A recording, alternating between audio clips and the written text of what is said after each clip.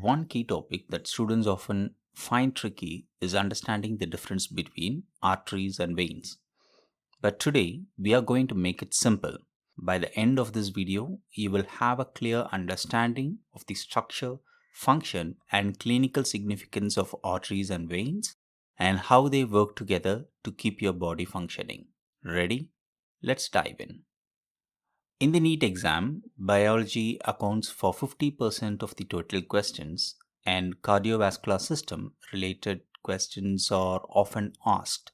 A strong grasp of the circulatory system, particularly arteries and veins, is not only crucial for your exam but also forms the foundation for understanding physiology in medical school. In this video, we will explore the anatomy and function of arteries and veins, highlighting the key differences and why it matters for your exam prep. The circulatory system, also known as the cardiovascular system, is responsible for transporting blood, oxygen, and nutrients throughout the body. It comprises the heart, blood vessels, and blood. The blood vessels are classified into three main types: arteries that carry blood away from the heart, veins carry blood back to the heart, and capillaries are the tiny vessels where exchange of substance takes place between the blood and tissues. Understanding the role of arteries and veins is fundamental in grasping how your body functions. Let's break them down one by one. Arteries are a thick-walled blood vessels that carry oxygenated blood from heart to different tissues in the body, with one exception: the pulmonary artery, which carries deoxygenated blood from the heart to the lungs to get oxygenated. Let's understand the key features of the arteries. Arteries have thick elastic walls to withstand the high pressure of blood pumped by the heart. The arterial valve consists of tunica intima, which is the innermost layer, followed by tunica media, which is the middle muscular layer, and tunica adventitia, which is the outer connecting tissue. Blood in arteries move under high pressure due to the force generated by the heart.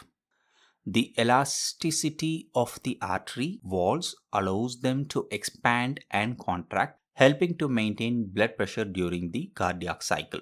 One important point for NEET aspirant is understanding how the pulse is a result of arterial expansion and contraction.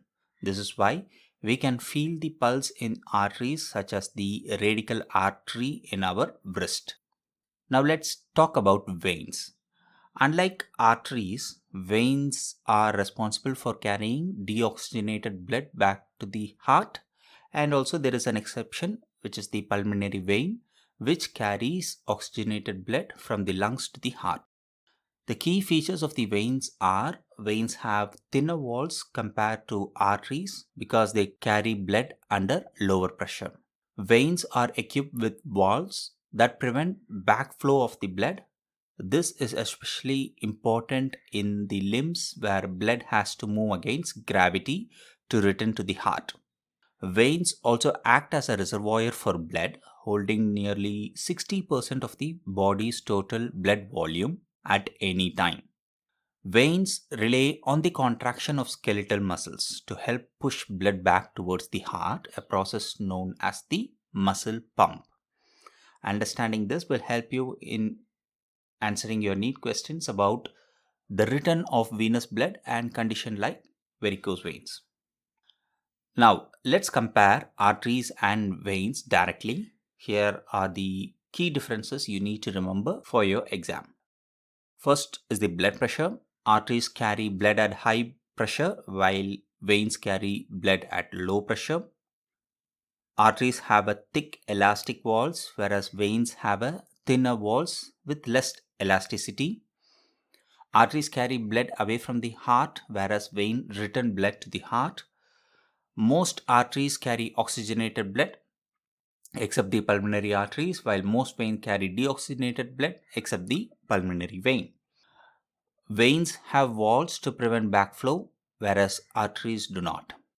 These differences are not just important for your exam point of view, but are crucial in understanding clinical conditions like hypertension, which is high blood pressure, which mainly affects the arteries, and the venous insufficiency, which affects the veins. It's not enough to just memorize the difference between arteries and veins. You need to understand their clinical significance. This is often tested in NEET exams. Hypertension, which is a condition occurs when pressure in the arteries is consistently high, which can lead to damage in organs like the heart and kidney.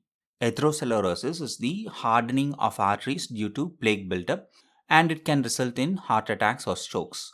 Varicose vein, which occurs when veins, usually in the legs, become enlarged and twisted due to faulty valves that causes blood to pool.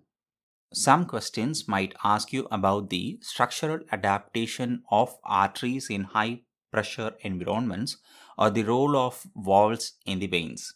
Understanding these details can make all the difference in choosing the correct answer during your exam. So there you have it. We discussed about the essential difference between the arteries and the veins, their structure, function, and their clinical significance. Knowing this distinction will not only help you in your exam preparation, but it will also help you to lay the groundwork for more complex topics in the medical schools. If you find this video helpful, make sure to subscribe for more in-depth explanation of key NEET topics, and don't forget to like and share this video with your study group. Good luck with your NEET preparations, and remember, study smart, not hard.